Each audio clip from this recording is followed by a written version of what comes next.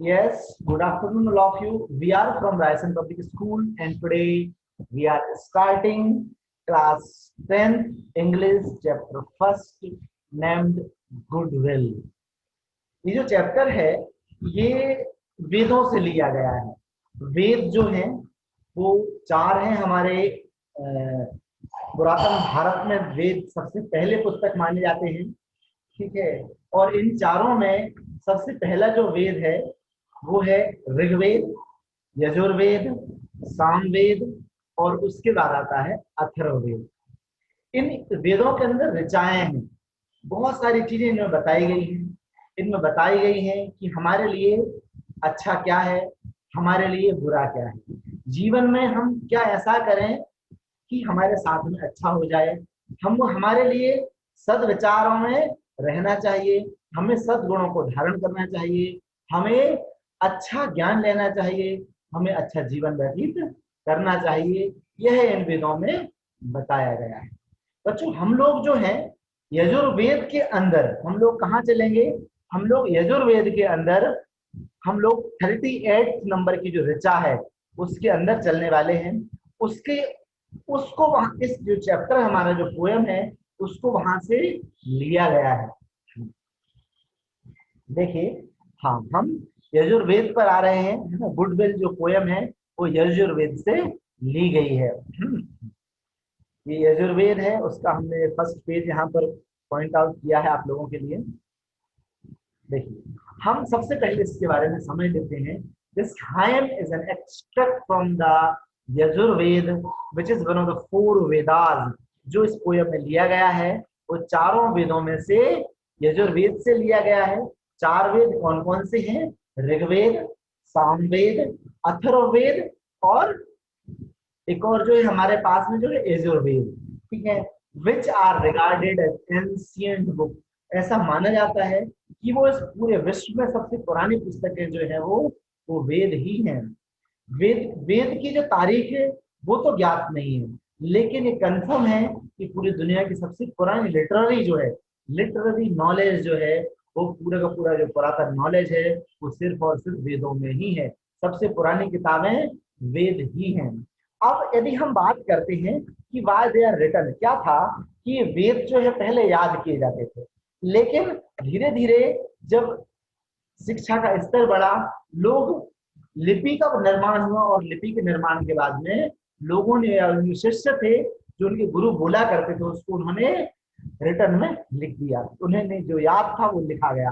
मतलब ये है कि वेदों का जो नॉलेज था वो बहुत ज्यादा था, लेकिन जो लिखा गया, जो उनको याद था वो उन्होंने लिख दिया, जो उन्होंने सुना वो लिख दिया। मीन्स उनका असीमित नॉलेज जो था वेदों में समाया हुआ है। हम बात कर रहे हैं वेदों के बारे में। जब हम वेदों के बारे में बात करते हैं तो खुद ब खुद हम बात करते हैं आर्यावर्त के आर्यंस की। मीन्स ये है कि जो आर्यावर्त के जो आर्यंस थे, या हम ऐसा कहें कि इंडस वैली सिविलाइजेशन के जो सबसे महान जो सिविलाइजेशन था, दुनिया का सबसे महान सिविलाइजेशन था, उसमें जो आर्यंस थे वो किस तरह के थे, हम वो किस में विश्वास करते थे। वो एक्चुअल में देवी देवताओं को माना करते थे, डेटी किया करते थे, पूजन करते थे, वो उनको क्रिएशन करते थे और उनके एग्जिस्टेंस पर विश्वास रखते थे। उन्होंने उन्हीं के प्रभाव में आकर कि गॉड है, मीन्स हम लोगों के अंदर क्या है, हमारे लोगों के अंदर आत्मा है, लेकिन ईश्वर को उन्होंने डिवाइन एसेंस कहा है। मतलब परमात्मा, परमात्मा के नाम से उन्होंने ईश्वर को पुकारा है। उन्होंने कहा है कि ये जो ईश्वर है ये कैसा है? It is Peerless spirit, means एक ऐसी है, ये अद्वितीय है। हमारी जो आत्मा है ये अद्वितीय है, ये ईश्वरीय आत्मा जो है वो बहुत अद्भुत है, ठीक है। एंड द डेथलेस फ्लेम, जो आत्मा होती है उसकी मृत्यु नहीं होती है। गीता में भी ऐसा लिखा हुआ है, इसे शस्त्र नहीं काट सकते हैं, पानी इसे भिगो नहीं सकता है, आग से जला नहीं सकती, और मीन्स ये सब चीजें आत्मा के बारे में लिखी हुई हैं। और यही जो है, यही जो डिविनिटी थी या जो दिव्यता जो थी, यही दिव्यता हमें यहाँ पर वेदों में मिला करती है। Are invoked in support to put the will in the mind jeevatma to do only what is good. Means इसमें उन्होंने बताया है कि हमारे जो आत्मा है, हमारी जो सोल है, उसको ये पता होता है उसके लिए क्या सही है और क्या गलत है, लेकिन उसके सपोर्ट में कौन होना चाहिए? ईश्वर होना चाहिए। इसलिए हम क्या करते हैं, इसलिए हम ईश्वर से प्रार्थना करते हैं कि हे ईश्वर हमें सद्बुद्धि देना, हे ईश्वर हमें इस तरह के रास्ते पर चलाना कि हम अपने जीवन में सफलताओं को प्राप्त करते हुए आगे बढ़े। हाँ देखिए, और हमें वेद क्या सिखाते हैं, द फोर वेदास हमने यहाँ पर पॉइंट आउट किया है। There is divine nature of spirit of man. मनुष्य की जो आत्मा है उसका नेचर भी बहुत दिव्य है, वह भी बहुत ही ज्यादा अद्भुत है, is also part of divine essence. और जो मनुष्य की जो आत्मा है वो ईश्वर की आत्मा का, स्पिरिट ऑफ गॉड मीन्स ईश्वर की आत्मा का एक भाग है। The wise man are that wise, the wise man that are perfect in all observing rituals are controlled by the divine nature। मतलब यहाँ पर बताया है कि ऐसा बुद्धिमान मनुष्य जो कि क्या करता है, जो कि हमारे जो रिचुअल्स हैं, जो वेद हैं, उनके अनुसार चलता है। तो जो डिवाइन नेचर होती है या फिर ईश्वर की जो जो परम आत्मा है वो उसका मार्गदर्शन करती है और उस सच्चे रास्ते पर लेकर जाती है। As the fleet-footed horse are controlled by the reins। ठीक है, ठीक उस प्रकार जैसे कि एक बहुत तेज दौड़ने वाला जो घोड़ा होता है उसको हमारे जो इच्छाएं हैं, ठीक है, मन की जो इच्छाएं से चलने वाला जो घोड़ा है वो कंट्रोल नहीं हो सकता है। लेकिन यदि हम क्या करें, यदि हमारे पास में उन मन को कंट्रोल करने की ताकत है, मीन्स या हमारे पास एक ऐसी लगाम है उस मन को कंट्रोल कर दे, जिसको हम ईश्वरीय भक्ति कह सकते हैं, ठीक है, वो यदि हमारे पास में है तो इस लालची जो डिजायर हमारे जो लालच हमारी इच्छाएं हैं वो खुद कंट्रोल होती हुई हो जाती हैं और वो हम हमारा जो मन है वो ईश्वर भक्ति में लग जाया करता है। देखिए बच्चों, हम यहाँ से अपनी पोयम को स्टार्ट कर रहे हैं। हमारे जो पोयम है द गुड विल, ठीक है, हम ईश्वर से प्रार्थना करते हैं। मे मीन्स हम ईश्वर से प्रार्थना कर रहे हैं, हे ईश्वर that by which wise man skilful in rituals. हे ईश्वर आप हमें ऐसा रास्ता बता देना जिससे जो बुद्धिमान मनुष्य जो होते हैं वो स्किलफुल हो जाते हैं, वो जो है पारंगत हो जाते हैं रिचुअल्स को मानने में, धर्म और अनुष्ठानों को मानने में पारंगत हो जाया करते हैं। ईश्वर तुम हमें ऐसे रास्ते बता देना। मीन्स हमें यहाँ पर जो रास्ता है वो आध्यात्म की ओर लेकर जा रहा है। इस प्रकार ऋषि मुनि जो है रिचुअल्स को मानने में पारंगत होते हैं, ठीक, हम उनसे प्रार्थना कर रहे हैं कि हे ईश्वर आप हमें इस तरह से बुद्धिमान बना देना कि हम भी उन रिचुअल्स में बहुत ज्यादा पारंगत हो जाएं, हम स्किलफुल हो जाएं। And study in assemblies perform there task. और हमारा मन कभी भटके ही नहीं जब हम आपकी प्रार्थना कर रहे हों। हे ईश्वर, जब हमारे हाथ दोनों हाथ जुड़े हों और जब हम आपकी प्रार्थना कर रहे हों तब हमारा मन ना भटके, हमें कोई मन भटकाने वाले हमारे विचार जो है वो हमारे मन के अंदर ना आए, ऐसा हमारे लिए कर देना। मीन्स हमारा ध्यान जो है एकाग्रचित कर देना, ऐसा हम यहाँ पर प्रार्थना ईश्वर से कर रहे हैं। हाँ देखिए हमारा नेक्स्ट वर्सेस देखते हैं हम उसको चाहूंगे। हाँ यहाँ पर जो पोयम है उसमें क्या लिखा है, that the Peerless spirit that lies in all creatures. हम ये जानते हैं ईश्वर कि हमारी जो अद्वितीय आत्मा है, आत्मा हर व्यक्ति के अंदर होती है और हजारों करोड़ों इस धरती पर जो क्रिएचर्स हैं जो ईश्वर आपने बनाए हैं, हे ईश्वर इन सभी क्रिएचर्स में तुम्हारे ही अंश जो कि अद्वितीय आत्मा है वो निवास करती है। May that my mind resolve on what is good. हे ईश्वर मेरे जो माइंड है, माइंड मतलब ध्यान हुआ करता है, माइंड मतलब मस्तिष्क भी होता है, लेकिन माइंड का यहाँ पर जो मतलब है वो ध्यान है। हे ईश्वर मेरा जो माइंड है, मेरा जो ध्यान है वो आपकी तरफ लगाना, मेरा जो ध्यान है वो अच्छाइयों की ओर लगाना, मुझे ईश्वर गलत रास्ते पर मत जाने देना। हे ईश्वर मेरे ऊपर ऐसी कृपा कर देना कि मैं अच्छे रास्तों पर चल सकूं। ऐसा हम यहाँ पर इन वेदों की ऋचाओं के द्वारा ईश्वर से प्रार्थना कर रहे हैं। हाँ, हम यहाँ से थोड़ा सा और आगे बढ़ते हैं। हम फोर वेदास के अंदर की वेद जो है वो क्या टीच करते हैं, क्या हमको बताते हैं, हम पोयम में ये चीज समझ रहे हैं। हे ईश्वर, may that which is deep knowledge, intellect, memory, that which is the deathless flame in. हे ईश्वर, हम ये जानते हैं, हम ईश्वर से प्रार्थना कर रहे हैं। क्या प्रार्थना कर रहे हैं कि that which is the deep knowledge, जो बहुत गहरा ज्ञान आपके पास में है, जो आपके अंदर इंटेलेक्ट मीन्स मेधा, मीन्स हमारे बुद्धि से भी ऊपर उठकर जो आपके अंदर जो विद्वता है, वो हमारे अंदर का जो मेमोरी, हमारी जो यादें हैं, that which is the deathless flame. और वो कैसी यादें हैं जिनका कभी जो कभी खत्म ना हो।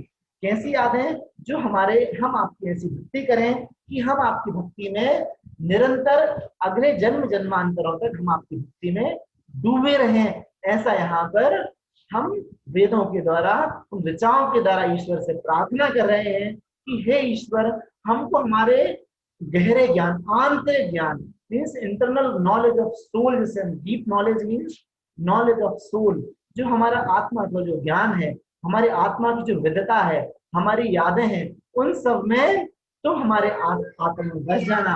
उन सब यादों में हे ईश्वर आप बस जाना। आप हमको अपने आप से दूर मत करना। आप हमें अपने पास रखिए ईश्वर, और आप हमारे हृदय में विश्वास, हमारे हृदय में रहिए और हमारा विश्वास आपके अंदर रखे रहिए। हमें आप याद रखिए। ऐसा यहाँ पर ऋचाएं जो है ऐसा कह रही हैं। हम यहाँ से थोड़े से और आगे बढ़ जाते हैं। हाँ देखिए, living beings without being nothing, whatever is done, may that my mind resolve on what is good। हम यहाँ पे ईश्वर से प्रार्थना कर रहे हैं। क्या प्रार्थना कर रहे हैं कि लिविंग बीइंग्स, जितने भी जीवित लोग हैं, जीवित क्रिएचर्स हैं, without which nothing is whatever is done. ठीक है, यदि वो उनके अंदर यदि एक ईश्वरीय अंश ना हो, मीन्स उनके अंदर आत्मा ना हो, उनके अंदर जो डिवाइन सोल जो है वो ना हो, तो क्या वो कुछ कर सकते हैं? क्या वो उन रास्तों पर चल सकते हैं जिससे वो अच्छे जिनसे वो आपको प्राप्त कर लें?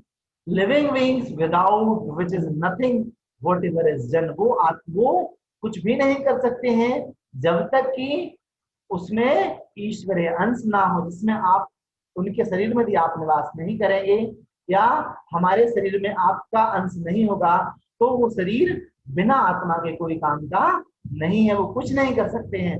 मीन्स अच्छे रास्तों पर चलाने वाले ईश्वर आप ही हैं। हम आपका ही गुणगान करते हैं, ऐसा इसमें लिखा है। हम आगे देखते हैं थोड़ा सा। देखिए, हाँ, अब यहाँ पर हमारे जो 4 वेद हैं वो क्या कह रहे हैं? May that which guides man like a good career. यहाँ पर ईश्वर से हम प्रार्थना कर रहे हैं कि हे ईश्वर, तुम मेरे लिए इस तरह से गाइड करना। हे ईश्वर, कैरियर मतलब सारथी, मीन्स हे ईश्वर, जिस प्रकार कृष्ण अर्जुन के सारथी बन गए थे, ठीक है, उसी प्रकार देखिए यहाँ पर कृष्ण और जो महाभारत की जो कथाएं हैं वो बहुत बाद में आई थी, लेकिन यहाँ पर जो प्रार्थनाएं हैं वो हम यही है कि हे ईश्वर, आप मेरे सारथी बन जाना, और मेरे इस तरह से सारथी बन जाना कि आप मुझे अच्छे रास्तों पर लेकर जा चलो, मेरे लिए अच्छे रास्तों पर ले जाओ।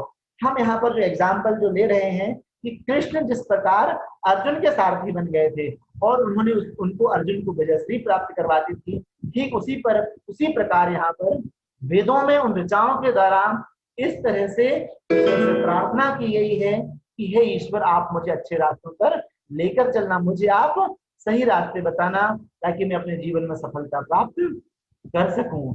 Who controls fleet-footed horse with reins? मैं ये जानता हूं कि मैं उस बहुत तेज चलने वाला जो घोड़ा है, मेरी जो इच्छाओं का जो घोड़ा है, वो बहुत तेज चलता है, वो बहुत सारी चीजें चाहता है, वो बहुत लालची है, ठीक है। और वो इच्छाओं का जो घोड़ा है उसके पास लगाम नहीं है, ठीक है। उसको मैं कैसे संभालूं, ऐसा यहाँ पर प्रार्थना की गई है।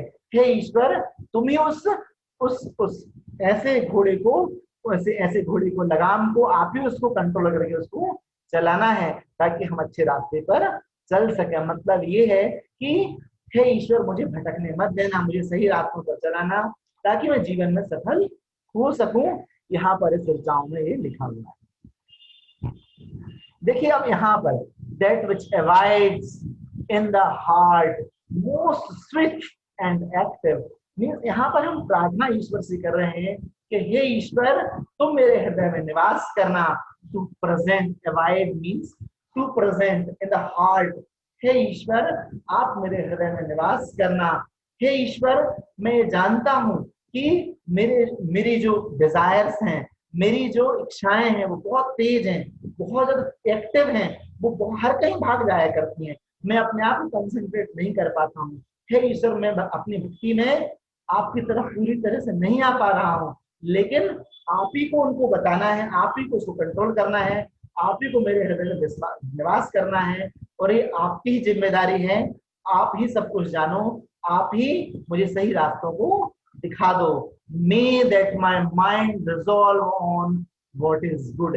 हे ईश्वर, मेरे मेरे माइंड को या मेरे मन मस्तिष्क को आपके हृदय में या आपके चरणों में लगा लेना, ताकि मैं अच्छाई अच्छाई का काम कर सकूं। मुझे ये पता चल जाए कि मेरे जीवन के लिए क्या अच्छा है, क्या बुरा है, मैं सब रास्ते पर चल सकूं। हे ईश्वर, ऐसी मेरे ऊपर कृपा करना। ऐसा यहाँ पर हम ईश्वर से प्रार्थना कर रहे हैं। हम चाह रहे हैं ईश्वर हमारे लिए अच्छे रास्ते दिखाएं। तो यहाँ पर बच्चों, ये हम रास्ते दिखाने का ईश्वर ने यहाँ पर कहा है, तो हम सही रास्ते पर चलें, ऐसा इस पूरे चैप्टर्स में यहाँ पर बताया गया है। Okay, thank you, it's completed now.